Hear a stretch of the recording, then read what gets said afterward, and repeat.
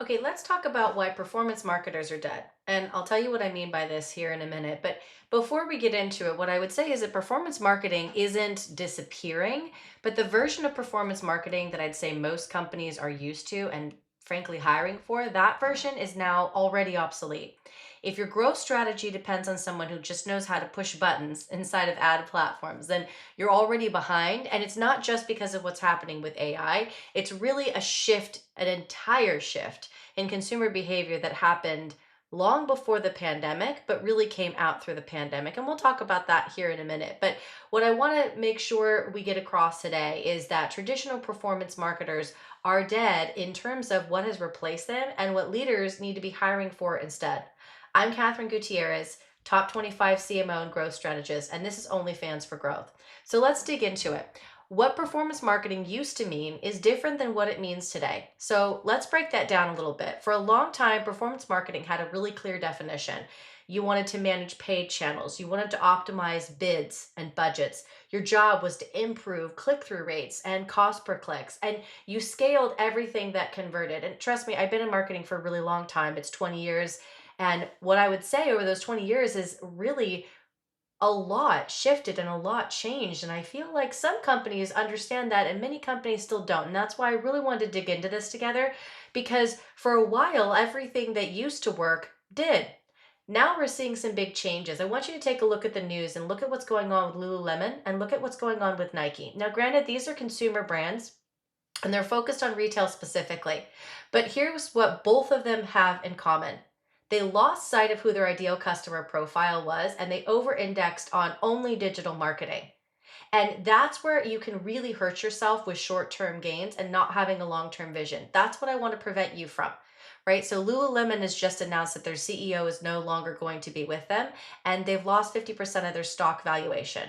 Nike is trying to rebrand and refocus on athletes because they overinvested in being a lifestyle brand. And that's just not what Nike is known for. So it's really important to understand your ideal customer profile. And it's why you want to take so much time up front in the foundational work to make sure you really know what your messaging is.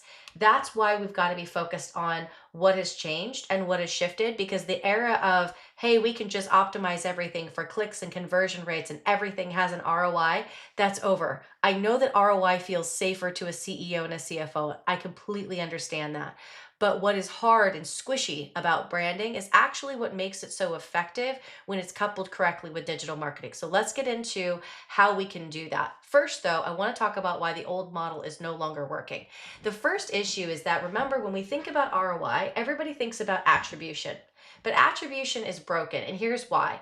There's been a lot of change in the space. There have been privacy changes. We have new laws and regulations now around personally identifiable information. There are multi-touch journeys. There's now more people than ever in the buyer cycle. Neil Patel put out information the other day that says it's a 23-point consumer journey. I want you to think on that for a minute. 23 points.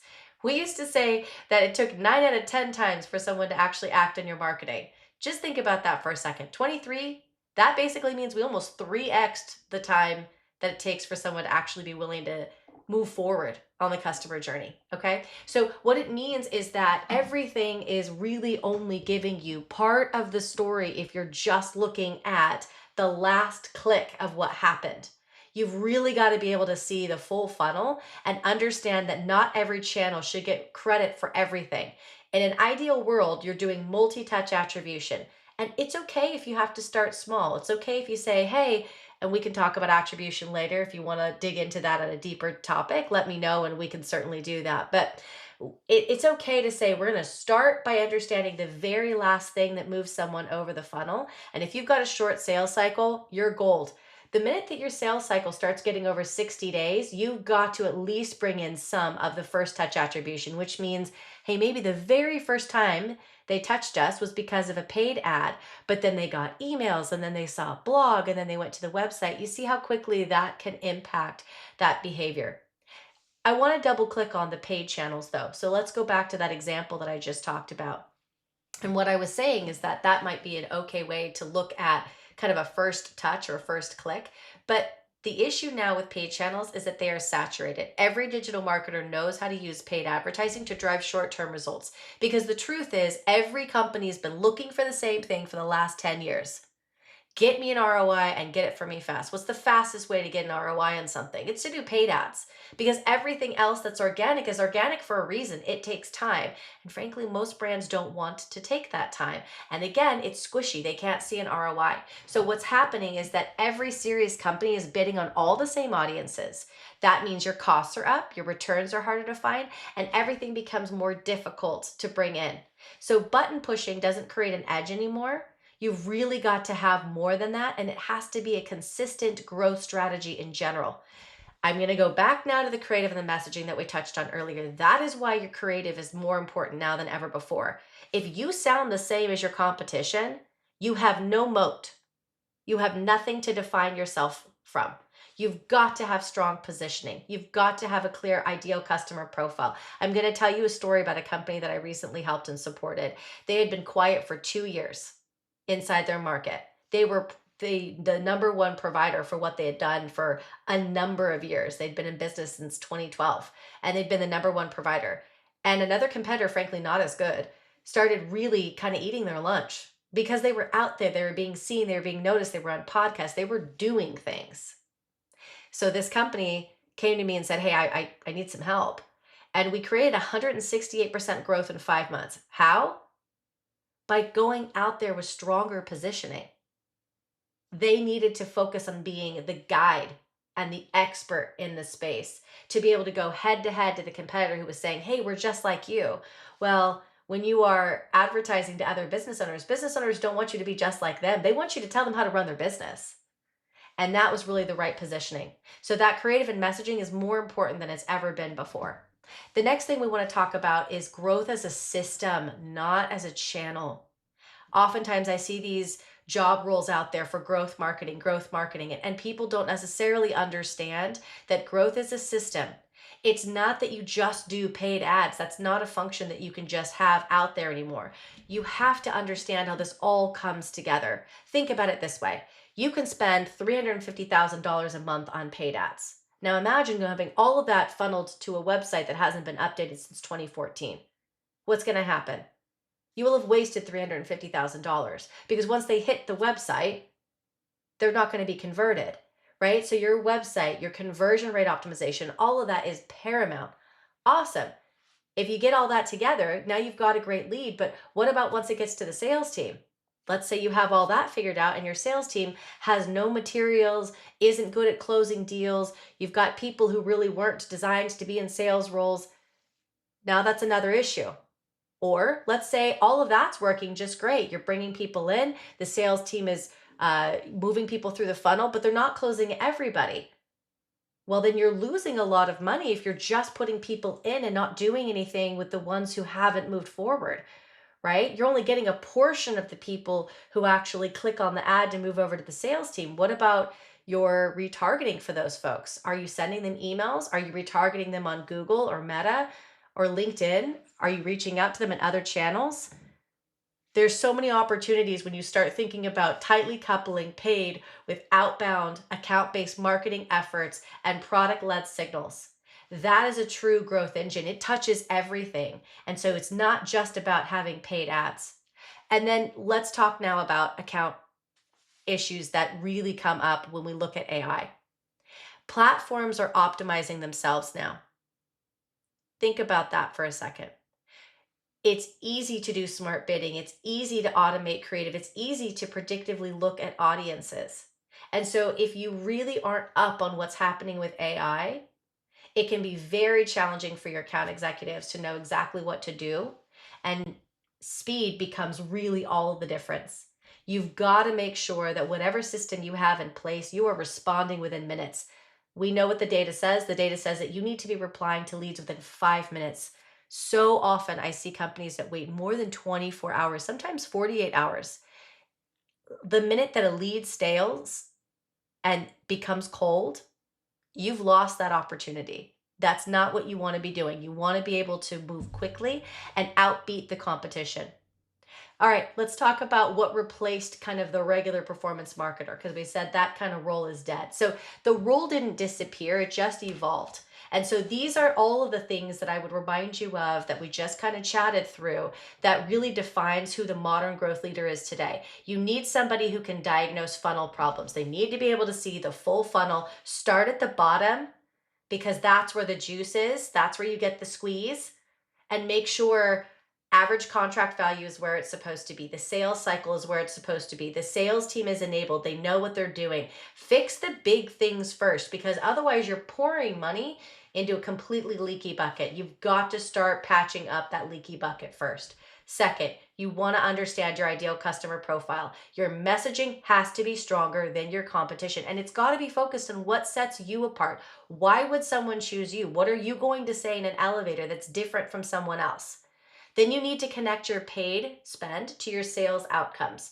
Make sure that it's clear and you're forecasting out. One of the biggest things I did for a client recently was they were not profitable. They'd had their doors open since 2017, and that whole time they'd been unprofitable. That's the client that was spending $350,000 a month in paid ads. Well, money was just leaving because they had never taken the time to forecast out their strong and their weak months. Think about it. Every business, for the most part, has seasonality or cyclical nature, right? And theirs was no different. We could see the seasonality over time, but they weren't adjusting their paid ad spend. So just think about that for a second. If the months where you know demand is stronger and heavier and harder and more people are out there, aren't those the months that you should be investing more in paid? Why, yes. And then the months where you're weaker, shouldn't you adjust your strategy? Absolutely. But too many people do not connect their paid spend to their sales outcome. You can create a machine, and we did. We made sure that they got 550 leads per week simply by going in and connecting seasonality to their paid ad spend and being smart about using other channels besides just Google to make sure that they were regulated and even keel on that lead machine. You also, speaking of that, need to have a really systematic approach with RevOps and sales so that everybody's on the same page with what that means and they understand what the engine's going to look like and it's built out correctly and the sales team can execute on it. You don't have time for sales and marketing to be fighting back and forth. You've got to make sure that everybody's on the same page. Once they are, now you can have great messaging, great offers, and now you can scale. This is where you really create a revenue-minded growth approach. And you need a strategist for that process. It's not as simple as just executing. So here are the things that you want to use in order to kind of spot an old model performance marketer, somebody who's not going to really help you, okay? If you're looking at people and they're talking about click-through rates before they talk about revenue, or they don't understand pipeline, that's a red flag. If they're trying to optimize before understanding the sales cycle, if they're not asking you about average contract value, they're not asking you about the pipeline, they're not asking you about the sales funnel and the sales cycle and how long it is, if they rely on platform dashboards and don't understand the business, those are all red flags. You can't measure success in activity. It's in learning and in looking at the pipeline. So if they're struggling to collaborate outside of marketing, or they can't explain how paid is supporting every stage of the pipeline, that's not somebody that you want to be working with. They're trained for a world that no longer exists, and you need somebody who knows how to work in this world. So what does that look like? Okay, if you're hiring for growth today, here are 6 things that you want to look for. Number 1, I want you to ask, what does your full revenue funnel look like to that person? So talk to them a little bit about how they would diagnose that question. Say, hey, how would you explain the full revenue funnel end to end? And listen, it's going to tell you a lot about how they think, how they interact with sales, and what they're going to do to help you. Second, I want you to ask them to tie paid spend to pipeline quality and velocity. Ask them what it looks like and how they're running an engine and how they're going to forecast and anything they would do with seasonality. Dig in. 3, I want you to ask specifically about their ability to work cross-functionally with sales and with RevOps. They better be best friends with RevOps, and they really need to make sure they are serving sales as their client, because that's when you get magic happening. 4th, you want to make sure that they understand how to shape offers and messaging with intent. They can't just go out there and say anything. They need something strong. They need a really solid offer. Sabri Subri says you should have something that keeps you up at night, given that he runs I think, $1 billion agency at this point, somebody I would listen to. And then you want to make sure, number 5, that they decide on what not to scale yet. Guys, it's so easy to boil an ocean. You need to sit down with your growth person and pick a top 3. You can't hit everything out of the park right off the bat. You've got to spend the time and the effort that it takes to dig in deep. And lastly, number 6, use AI as leverage, not as a crutch.